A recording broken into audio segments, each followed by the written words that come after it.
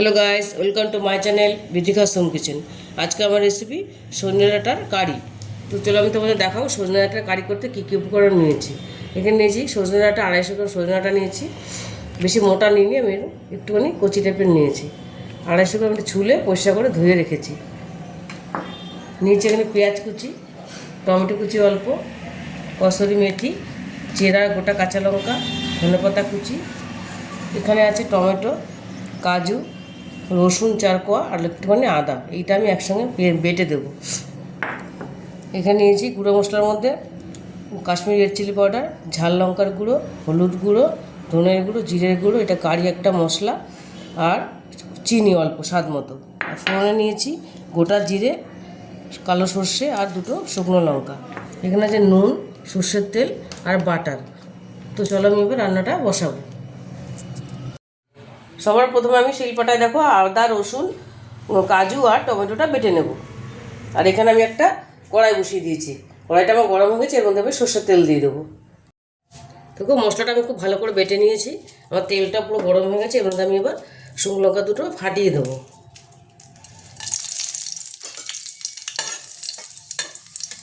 এবার ফোড়নটা দিয়ে দেবো, গোটা জিরে, গোটা কালো সর্ষেটা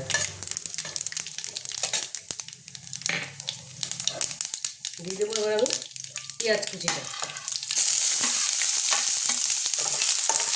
পেঁয়াজটাকে হালকা ভেজে নেব, হালকা একটু লাল লাল করে ভেজে নেব। পেঁয়াজটা আমার একটু লাল লাল ভাজা হয়ে গেছে। এবার আমি এই বাটা মশলাটা দিয়ে দেবো, আদা, রসুন, টমেটো আর কাজু। ধুয়ে জল দিয়ে দেবো।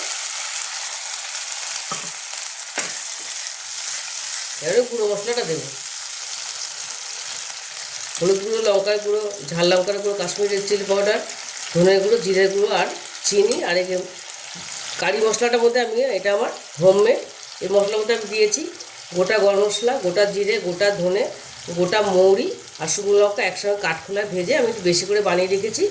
এটা আমি ওখান থেকে অল্প করে আমি দিয়েছি, বেশি দেবো না, যেহেতু সজনে ডাঁটা বেশি দিলে, কারি মশলাটা বেশি দিলে ভালো লাগবে না, তাই আমি কম করে দিয়েছি। আমি গুঁড়ো মশলাগুলো সব দিয়ে দিলাম। এরকম দিয়ে দেবো লবণ, পরিমাণ মতো লবণ দেবো। এই সজনে ডাঁটার কারিটা ভীষণই ভালো লাগে খেতে, তোমরা একদিন বানাবে। আমরা তো সজনে ডাঁটার অনেক কিছু বানাই, সজনে ডাঁটা চচ্চড়ি, সজনে ডাঁটা আমরা মাছেও খাই, আমরা তরকারিও খাই। তোমরা একবার এই কারিটা বানিয়ে দেখবে, ভীষণ ভালো লাগে খেতে। এবার আমি দিয়ে দেবো টমেটো কুচিটা, দিয়ে দেবো চেরা আর গোটা কাঁচা লঙ্কাটা। এবার এটা একটু কষিয়ে নেবো, আমি একটু ঢেকে দেবো। মশলাটা আমার কষা হয়ে গেছে, দেখো কি সুন্দর তেল ছেড়ে দিয়েছে। এবার আমি এটা নেড়ে দেবো, নেড়ে এবার আমি সজনে ডাঁটাটা দিয়ে দেবো।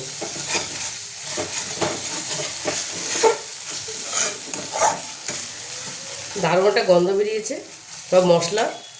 এবার আমি সজনে ডাঁটাটা দিয়ে দিলাম। সজনে ডাঁটাটা দিয়ে আমি একটু করে 5 মিনিট নাড়বো, একটু সজনে ডাঁটাটা দিয়ে একটু কষিয়ে নেব হালকা।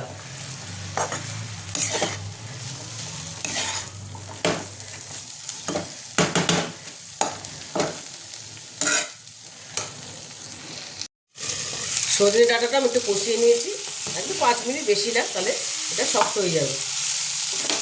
এবার আমি অল্প জল দিয়ে দেবো। আমি সব মশলাই দিয়েছি, কিন্তু সবই অল্প অল্প দিয়েছি, যেহেতু কারি সজনে ডাঁটা বেশি কারি হলে ভালো লাগবে না। সব মশলাই তোমরা দেবে, তোমাদের পরিমাণ অনুযায়ী দেবে।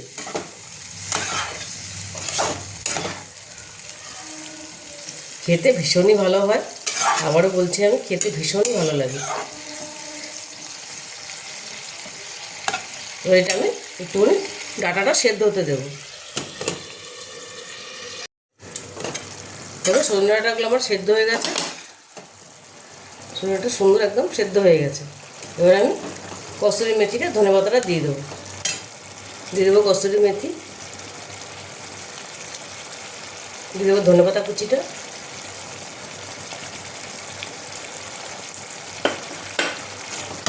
কসুরি মেথিটা ধনে পাতাটা দিলে সুন্দর একটা গন্ধ আসে, ভালো লাগবে।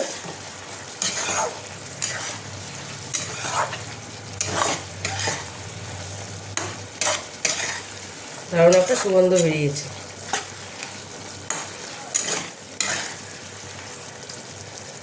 আমরা একটু গ্রেভিটা একটুখানি শুকিয়ে নেব।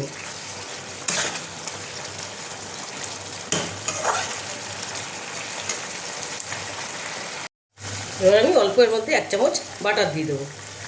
বাটারটা দিলে টেস্টটা আরও বেড়ে যাবে, যেহেতু কারি বাটারটা দিলে দারুণ লাগে খেতে। তাহলে একটুখানি নেড়ে দেবো।